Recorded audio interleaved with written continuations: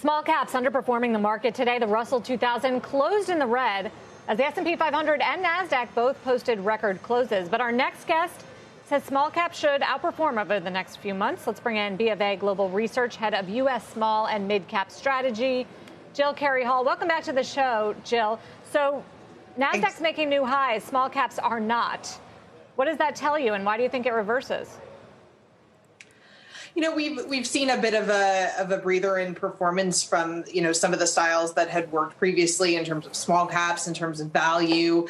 But we do think that small caps look well positioned as we move forward into the second half here. And, even though we're more advanced in this economic recovery than in some other areas of the world, I don't think valuations have really been reflecting that. Small caps have still been trading at about a 15% discount on PE to large caps. Typically, they trade at about a 3% premium. And a lot of the cyclical areas within small caps are still trading at a pretty big discount. So, when you look at the macro data, it's still supportive, pent up services spending demand that good spending held up well during the pandemic, but as that shifts to services, I think that should benefit small caps as we move forward.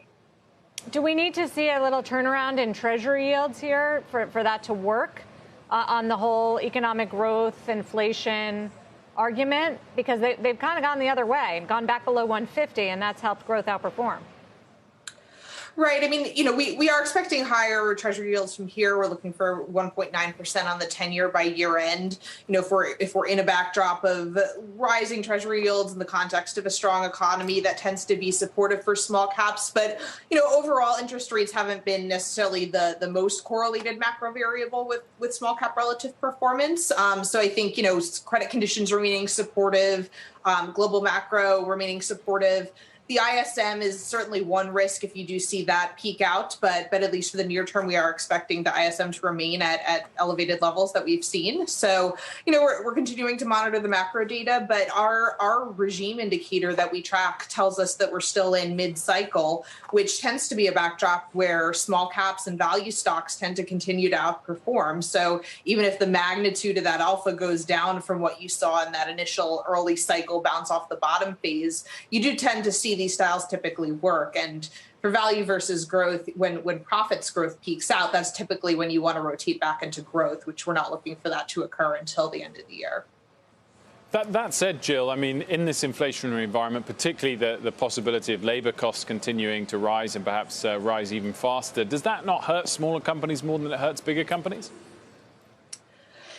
And so the labor intensity of small caps is one risk. So smaller companies have a higher ratio of employees relative to their sales. And, that's particularly true in areas like tech, healthcare. Consumer discretionary is an area that's pretty similarly labor intensive across large and small caps. So, I think that is one risk. And there you want to watch for companies and sectors that have pricing power and are able to price through as we see labor costs and inflation continue to remain elevated near term.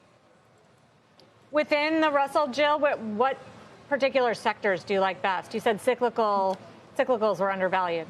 Which ones? Mm-hmm. Yeah, so the sectors that rank particularly well in our work right now, financials, which we like in both large and small caps, it's still relatively cheap and, ranks near the top of our small cap framework.